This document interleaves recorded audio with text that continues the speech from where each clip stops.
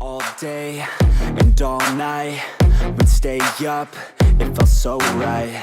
We were so young, we were so dumb. Guys welcome back to my channel. तो मैं आज एक video बना रहा हूँ जो बहुत ज़्यादा रिक्वेस्टेड थी। अच्छा, पहली बात तो अगर आप लोग कोई व्लॉग वगैरह कोई इस टाइप की वीडियो देखने आए तो मैं पहले ही बता रहा हूँ, ये कोई व्लॉग या कोई स्किट वगैरह टाइप की वीडियो नहीं है।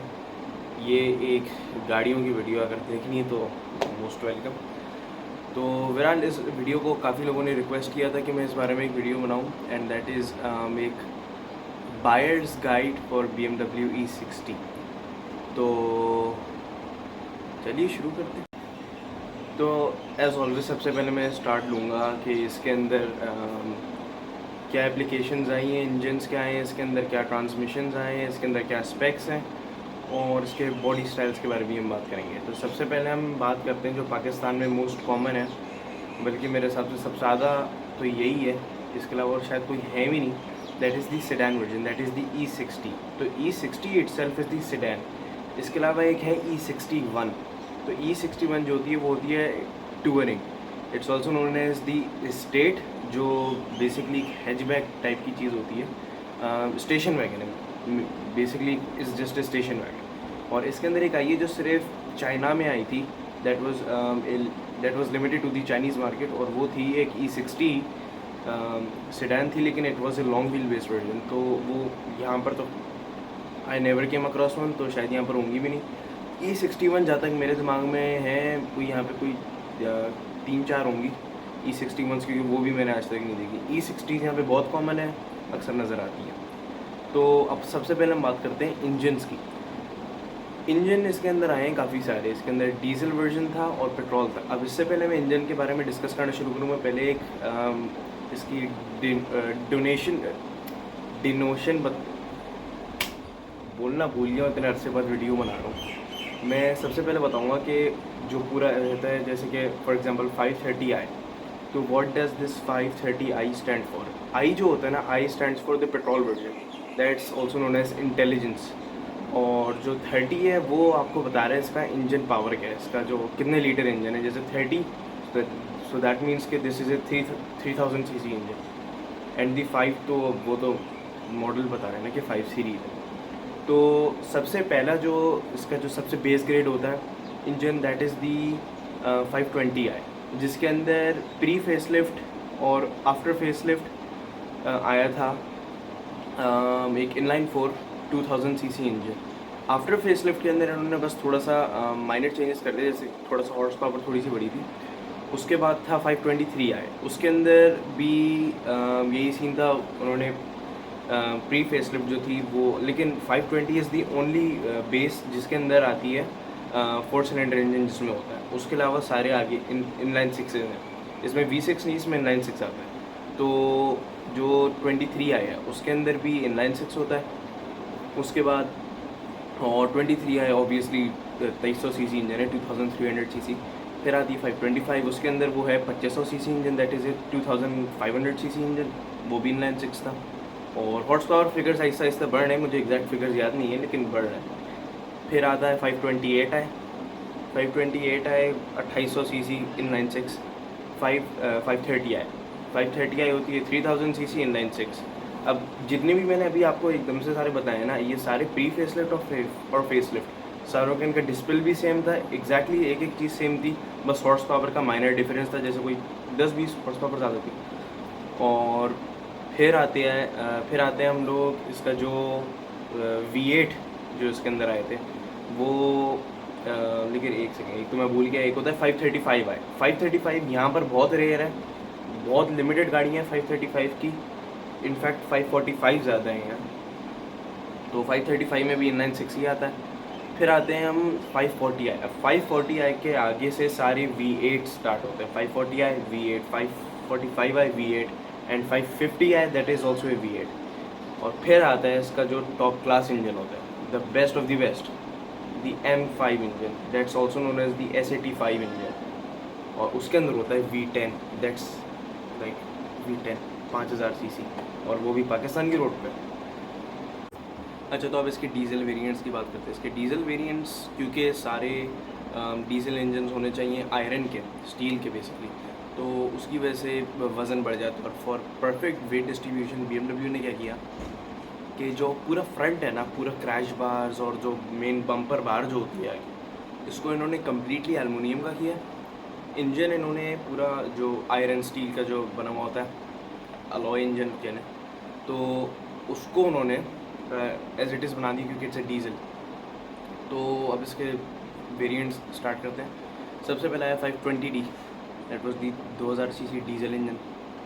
वो था इनलाइन 4 टर्बो चार्ज्ड। अच्छा, इसके डीजल इंजन जितने हैं ना, all of them they are turbocharged. 25D same,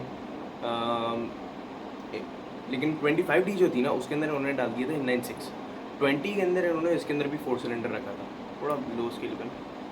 लेकिन इसके अंदर जो फेसलिफ्ट आई थी उसके अंदर इन्होंने डाल दिया था इनलाइन 6। उसके बाद जो 25D थी वो इनलाइन 6 थी। उसके बाद आती है हमारे पास 530D। तो 530D के अंदर भी it was a 3000 CC diesel engine, लेकिन इसका पेट्रोल से पावर आउटपुट ऑब्वियसली इसका कम है डीजल का। लेकिन अगर तो आपको चाहिए कि आपकी गाड़ी का फ्यूल इकोनॉमी अच्छी हो, सो डीजल तो बेस्ट है। और क्योंकि डीजल में सारे टर्बो चार्ज इंजन हैं, तो सारों में टर्बो भी है, और एग्जॉस्ट के साथ तो टर्बो की तो फिर और ही आवाज़ होती है। लेकिन बहरहाल 530D, उसके बाद आती है 535D, that was a 3500 CC engine with, जिसमें डीजल डलता है। तो अब ये BMW की चॉइस थी। मैं तो खैर अगर मैं इनकी जगह तो मैं तो कभी डीजल बनाता ही नहीं। तो बहरहाल यही सारे इंजन जिन्होंने 6 सीरीज़ में भी डाले थे, लेकिन हम 6 सीरीज़ की अभी बात नहीं कर रहे हैं, तो हटा देते। अब इसके स्पेक्स के बारे में बात करते हैं। सबसे पहले तो मैं एक चीज़ बताता हूँ कि जो मैं बार बार बोल रहा हूँ, फेसलिफ्ट। इसकी फेसलिफ्ट इन्होंने करी थी 2007 में। इसके अंदर इन्होंने फ्रंट बम्पर चेंज किया था, हेडलाइट्स और टेल लाइट्स को भी चेंज कर दिया था इन्होंने। साथ साथ इंटीरियर में भी साइड पैनल्स, जो साइड कुशंस भी कहलाते हैं और डोर कार्ड्स भी कहलाते हैं, उनको और डैशबोर्ड को भी चेंज किया था। और इसके अंदर इंजन भी इन्होंने डिफरेंट डाले थे, for better performance and better fuel consumption. तो ये बात को ज़रा हटा देते क्योंकि हम इंजन वगैरह से फारिग हो चुके हैं। ट्रांसमिशन, तो जो फेसलिफ्ट है ना इसकी, जितनी भी आफ्टर 2007 जो आई हैं, उनके अंदर ट्रांसमिशन आया है SMG ट्रांसमिशन। अब SMG जो होता है ना, it's a sequential manual gear box. And वो अगर मेरी माननी है ना, अगर मेरी मानते हैं तो 2007 से ज़्यादा के मत लेगा model. SMG is known to be one of the most unreliable gearboxes ever made, specially by BMW। तो उसको छोड़ दें, ये अलग बात है। उसके जो नए एग्जांपल्स हैं F10 वगैरह, उसके अंदर SMG इन्होंने काफ़ी अच्छा रिलायबल बनाया। लेकिन E60 में तो SMG मैं बिल्कुल रिकमेंड नहीं करूँगा। इनफैक्ट अगर आप M5 भी लें तो उसके अंदर भी हम मैनुअल लें, क्योंकि इसमें SMG, ट्यूटॉनिक, ये दोनों ऑटो है एक तरीके से। लेकिन इसके अंदर एक स्पेशली एक स्टिक शिफ्ट मैनुअल भी इसमें आया है, और वो सिर्फ अमेरिका में आया था। इसके स्पेक्स के अंदर हम लोग देखते हैं तो आता है heating seats, cooling seats, seat bolsters. उसके अंदर आते हैं एक्टिव डिस्प्ले, इसमें heated steering wheel, leather seat, कपड़े की सीट भी आती है इसमें, लेदराइट सीट्स भी आती हैं इसके अंदर। इसमें सनरूफ होता है, सनरूफ ना चाहिए तो वो भी मिल जाएगा। इसके अंदर आप इंटीरियर के अंदर भी 2 कलर में, एक है ब्लैक, ग्रे एंड बेज। इसके अलावा इसमें वाइट, सिल्वर एंड रेड भी आया था। और if I am not wrong इसमें थोड़ा ब्राउन सा कलर का भी आया था, जो बेज से ज़्यादा डार्क था, लेकिन ब्लैक से तो थोड़ा कम ही था, तो एक ब्राउन सा भी इसमें आया था। उसके अलावा इसके अंदर ऑप्शनल फीचर्स में इसके अंदर एक चीज़ है क्लाइमेट कंट्रोल। क्लाइमेट कंट्रोल क्या है भाई, बताते हैं हम। तो ऑटोमेटिक क्लाइमेट कंट्रोल है ये। अब इसके अंदर क्या है कि एक होता है इसका जो सादा AC होता है, ठीक है। सादे AC में क्या है, जैसे आपकी आम गाड़ी में होता है, आप आके बैठे हैं, रोलर घुमाएं करके AC ऑन हो जाए। लेकिन फिर उसका कंप्यूटराइज उसके अंदर कुछ नहीं होगा। जो क्लाइमेट कंट्रोल वाली गाड़ी होती है उसके अंदर आपको ऐसे ऐसे फीचर्स हैं कि आप चाहें ना तो उसके अंदर आप अपना टाइम सेट कर सकते हैं, और आप मतलब मिसाल के तौर पे आप 7 बजे रोज़ काम के लिए निकलते हैं, तो आप उस 7 AM का टाइम सेट करना है उसमें। और जब आप 7 AM गाड़ी में जाएंगे तो आपकी गाड़ी पहले ही ठंडी हो चुकी होगी। तो ये इसका बड़ा अच्छा फ़ीचर है। इनफैक्ट ये ऑफ गाड़ी के अंदर भी ये करता है, और ये नए मॉडल्स में भी ये फ़ीचर है, और this was one of the first model जिसमें ये फ़ीचर आया था। उसके अलावा इसके अंदर पुश स्टार्ट भी आता है और इसके अंदर जो आई ड्राइव स्क्रीन जो होती है उसको आई ड्राइव कहते हैं, जिसकी जो स्क्रीन होती है it's the main computer of the car कह लें, क्योंकि उसके अंदर आप एक एक चीज़ चेक कर सकते हैं, टायर प्रेशर, इंजन में कोई भी इशू है तो आम गाड़ी क्या करती है वो बताती है कि भाई चेक इंजन, तो बस बोलती है कि इंजन चेक करो, लेकिन ये बताएगी आपको कि इंजन के अंदर कौन सा सिलेंडर है जो मिस फायर कर रहा है, आपके इंजन में ऑयल कम है, ऑयल कितना होना चाहिए और कितना है इसमें ऑयल, वो एक एक चीज़ उसके अंदर आपको बताएगा। और आई ड्राइव के अंदर भी दो ऑप्शन आते हैं, एक होती है थोड़ी बड़ी स्क्रीन और एक होती है थोड़ी छोटी स्क्रीन, लेकिन अगर आप मेरे जैसे हैं और आप चाहें कि आपकी गाड़ी अप टू डेट हो तो फिर तो आप एंड्रॉयड टीवी ज़रूर डालेंगे, लेकिन अच्छी क्वालिटी वाला डालना है। उसके अलावा इसके अंदर जो आई ड्राइव है उसके अंदर ही एक और ऑप्शन भी आया है, that's the CCC, that's the navigation Bluetooth system. तो उसके अंदर आपके पास नेविगेशन और ब्लूटूथ का भी ऑप्शन ऐड इन होता है। हमारे यहाँ जो मोस्टली कार्ड्स हैं जो दिमान इम्पोर्ट्स हैं उनके अंदर इतने ज़्यादा ऑप्शंस नहीं हैं, लेकिन अगर मेरे आइडियल स्पेक की बात करी जाए तो मैं तो सारे ऑप्शंस चूज़ करूँगा, लेकिन अगर आप पाकिस्तान के लिहाज से देखें तो ज़्यादा अच्छी रीसेल वगैरह और ज़्यादा डिमांड जिसकी मांगी जाती है वो है हीटेड सीट्स और क्रूज़ कंट्रोल भी बाय द वे एक ऑप्शन में, cruise control, heated seats and climate control. ये पाकिस्तान के अंदर मेन जो चीज़ मांगते हैं लोग वो यही है। उसके अलावा लोग को और कुछ नहीं परवाह। और वो मेमोरी सीट्स वो भी एक ऑप्शन है, सीट्स के साथ ही आता है।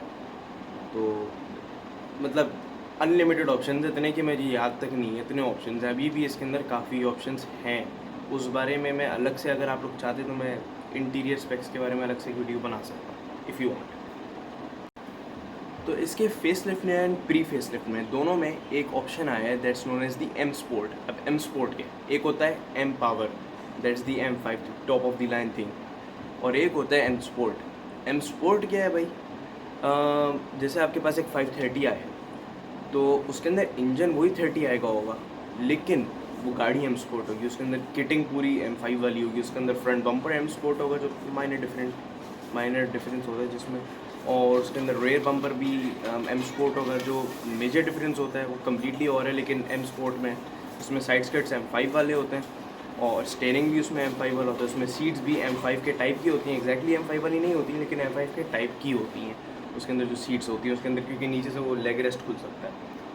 और M स्पोर्ट में अगर तो आपने ली है आफ्टर 2007 तो M स्पोर्ट की टेल लाइट्स और हेडलाइट्स डिफरेंट होगी। उसकी वजह ये है कि 2007 में फेसलिफ्ट करी थी गाड़ी को और उसके अंदर इन्होंने हेडलाइट्स और टेल लाइट्स को चेंज कर दिया था M5 की। तो अगर आप 2007 के बाद वाली लेते हैं तो उसके अंदर टेल लाइट्स और हेडलाइट्स भी M5 वाली ही होंगी। मैं अपना जो मेरा आइडियल स्पेक है मैं आपको बताता हूँ, कंसिडरिंग द फैक्ट हम पाकिस्तान में रहते हैं ऑल एंड ऑल।